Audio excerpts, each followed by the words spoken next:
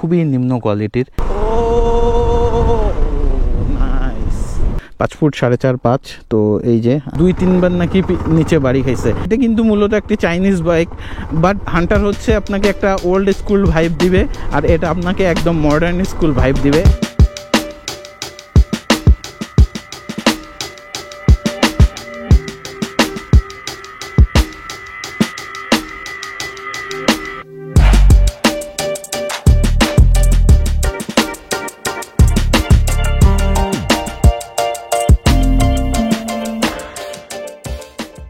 আসসালামু আলাইকুম বন্ধুরা, বাংলাদেশে হায়ার সিসি সেগমেন্টের 350 সিসি নিয়ে তো অনেক কথা হলো। আজকে আমরা চলে এসেছি আরেকটি হায়ার সিসি সেগমেন্ট নিয়ে, যেটি সিএফ মোটর লঞ্চ করেছে। হ্যাঁ, আমার সামনে যে বাইকটি দেখতে পাচ্ছেন এটি হচ্ছে সিএফ মোটর SR 300।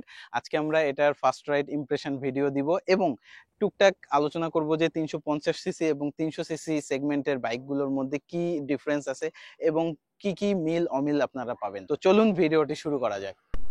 অ্যান্ড এই যে সেই সিএফ মোটো SR 300 লুকসটা যদি আপনাদেরকে এখান থেকে দেখাই, এইরকম পুরা আমি কি বলবো ওয়ান কাইন্ড অফ সিভিয়ার এর মতো। আর পিছন সাইডটা হচ্ছে পকিম্যানের মতো পিছন সাইডটা। সামনের দিক দিয়ে খুবই অ্যাগ্রেসিভ লুক লাগে আমার কাছে। যেটা বিল্ড কোয়ালিটি বলেন সেগুলো আপনারা আরো ইন ডিটেলস ভিডিওটা দেখবেন। এটা জাস্ট ফার্স্ট রাইড ভিডিও।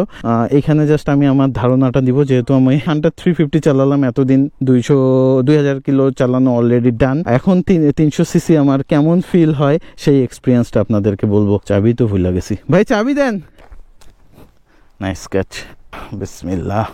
এটার মিটার কিন্তু অসাধারণ। এই যে সিএফ মোটো লেখা আসলো SR, অ্যান্ড এইখানে মিটারের যে ম্যানুয়াল সবকিছু আছে সেগুলো আপনারা ইউটিউবে দেখতে পারবেন। আমি আসলে এইসব টর্ক মর্ক হ্যান ত্যান এইসব নিয়ে বেশি কথা বলি না। বাট সবার প্রথমে আপনাকে আমার একটা অভিযোগের কথা বলবো। এই যে এই সুইচটা, এটা কিন্তু স্টার্ট হওয়া সুইচ খুবই নিম্ন কোয়ালিটির।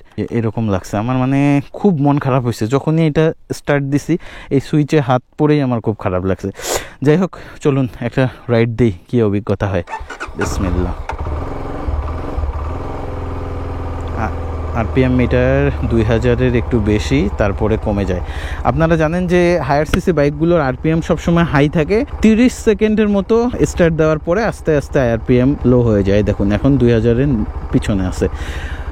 ও পুরা একটা ভুং করে উঠলো, ফিল আছে। Let's go. বাবা, বাঘের গর্জনের মতো, মানে পিক আপ দিলেই বাঘের গর্জনের মতো।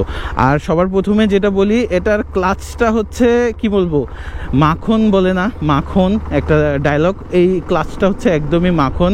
জিক্সারের এই হার্ড ক্লাচ চাপতে চাপতে মানে আমার অবস্থা এত খারাপ যে আমার হাতের নকশাই চেঞ্জ হয়ে যাচ্ছে। বাট এই যে এইটা খুবই সফট, খুবই সফট। তো ক্লাচের দিক দিয়ে খুবই ভালো লাগলো।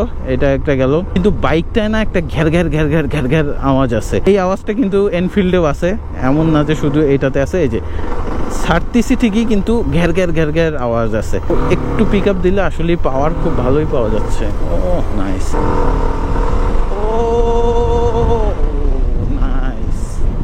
ব্রেক দেখি, মাশাআল্লাহ ব্রেক ভালো আছে, খুব বেশি প্রেস করতেছি না। মুমিত ভাই আমাকে বলছে যে পিছনের ব্রেকটা একটু স্কিড করতেছে, অ্যাজ লাইক হান্টারের ব্রেকও স্কিড করে।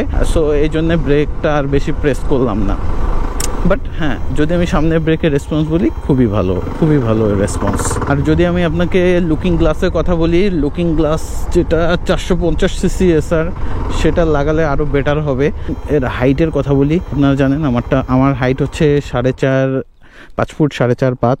তো এই যে আমি যদি 2 পা ফালাই দেই, এই দেখতে পাচ্ছেন আমি কতটুকু হাতে পাচ্ছি।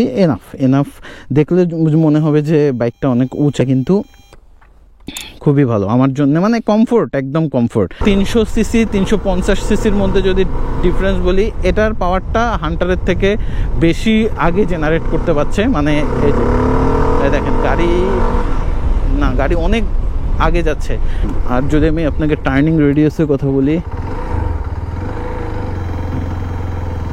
হ্যাঁ খুব বেশি না, কমের মধ্যেই টার্নিংটা ভালোই পেলাম। এটা কি একটু ভাঙাচুরা আছে। ও আরেকটা যেটা শুনলাম, এটার নাকি গ্রাউন্ড ক্লিয়ারেন্স খুবই কম।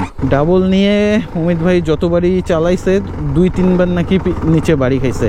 এখন নিচের যে ইঞ্জিন গার্ডটা আছে সেটার জন্যে নাকি, বা সাম গার্ড আমরা যেটা বলি সেটার জন্যে নাকি, না এটার জাতগতই গ্রাউন্ড ক্লিয়ারেন্স কম। এখন একজন আমাকে যদি কেউ কমেন্ট করে যে ভাই আপনি তো 350 সিসিও চালাচ্ছেন, আজকে 300 সিসিও বাইক চালালেন, আপনি কোনটা প্রেফার করবেন আসলে কোনটা নেওয়ার জন্যে?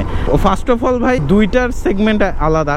এটা হচ্ছে স্পোর্টস বাইক আর হান্টার হচ্ছে নেকেড বাইক। হ্যাঁ, আর হান্টার হচ্ছে আপনাকে একটা ওল্ড স্কুল ভাইব দিবে, আর এটা আপনাকে একদম মডার্ন স্কুল ভাইব দিবে। একদম এই যে ডিজিটাল মিটার থেকে শুরু করে এখানে সব কিছু আছে, A to Z আপনি পাবেন সব কিছু। কিন্তু হান্টারে কি আগের অ্যানালগ।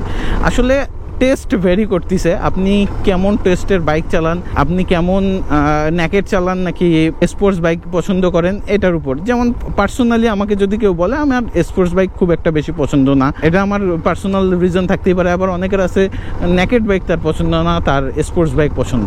সো আমার যেটা মনে হয় যে কোম্পানির দিক দিয়ে যদি চিন্তা করা যায় তাহলে আমি রয়্যাল এনফিল্ডকে আগায় রাখবো, কেননা আমাদের পার্শ্ববর্তী দেশেরই বাইক, প্লাস পার্টসপাতির কথা বলেন অ্যাভেলেবেল থাকবে। ইন্ডিয়া যেহেতু আমাদের পাশেই, পার্টসপাতি আমরা না হলেও কোনোভাবে পেয়ে যাব, কোনো সমস্যা নেই, তাই না? আর কিন্তু এদিক দিয়ে আবার সিএম মোটোকে আমি একটু পিছনে রাখবো, কেননা এটা কিন্তু মূলত একটি চাইনিজ বাইক। বাট যদিও এনারা মোটোজিপিতে এনাদের খুব ভালো রোড প্রেজেন্স আছে, প্লাস ইউরোপে তারা একটা শক্ত অবস্থানে রাখছে, ইউএসএ থেকে শুরু করে বিভিন্ন দেশে সিএম মোটো খুব ভালোভাবেই চালাচ্ছে। কিন্তু সাবকন্টিনেন্ট অলওয়েজ সাবকন্টিনেন্ট। আমাদের দেশে লিফান, জিপিএক্স, ডেমন মানে নোন জাপানিজ ব্র্যান্ড বাদ দিয়ে এই বাইকগুলো কোম্পানিগুলো মোটামুটি একটু টিকে আছে। বাকি অনেক বাইক আছে কোম্পানির নাম আমি না নেই, তারা কিন্তু আসছে গেছে। বাট আমি যেটা দেখছি যে সিএফ মোটো প্রথম থেকেই বাজারে এমন একটা শক্ত অবস্থান ধরে রাখছে। এখন পর্যন্ত আমি সত্যি বলতে আশা করি যে সিএফ মোটো আগামীতে চাইনিজ ব্র্যান্ড আমাদের দেশে যে চলে না, খায় না, পার্টস পাওয়া যায় না, সেই জিনিসটা থেকে মানুষকে মুক্ত করবে। সো আমি তো সত্যি বলতে ভরসা করতে খুবই ভালোবাসি, বিশ্বাস রাখতে বেশি ভালোবাসি। সো আমি সিএফ মোটোর উপর বিশ্বাস আছে ইনশাল্লাহ, তারা খুব ভালো। সো এই তো এইরকম, এইটাই ছিল মূলত ফার্স্ট ইমপ্রেশন রাইড ভিডিও। যদি আপনাদের ইঞ্জিনের স্পেসিফিকেশন, টায়ারের সাইজ সেগুলো নিয়ে একটু কথা বলি, দাঁড়ান আপনাদেরকে একটু দেখাই যে ইঞ্জিনের বিষয়গুলো একটু। এই সুইচটা যতবারই দেখি ততবারই খারাপ লাগতেছে, মানে আমার কাছে খুবই নিম্ন কোয়ালিটি লাগতেছে এই সুইচটা, জানি না। তো এই যে যেটা দেখছি 140 সেকশনের টায়ার, এটা হচ্ছে 110 সেকশনের টায়ার। লুকস এইরকম। ইঞ্জিন হচ্ছে 300 সিসি, 290 পয়েন্ট সামথিং হবে। আর 4 পিস্টন ক্যালিপারের হচ্ছে আপনার ব্রেক। এই জন্য এর বাইটটা কিন্তু সবচেয়ে বেশি। হ্যাঁ, পিছনেও তো ডুয়েল চ্যানেল এবিএস, এটা আপনারা জানেন, এটা বলা লাগে না 300 সিসিতে ডুয়েল চ্যানেল এবিএস ছাড়া। আর এই যে এইখানে কিন্তু এবিএস এর সেন্সর, কিছু জিনিস আছে যেগুলোর সাথে আমরা নৌন না, সিএফ মোটো এখানে নিয়ে আসছে। আর এই যে পিছনের দিক দিয়ে লুকটা হচ্ছে এইরকম।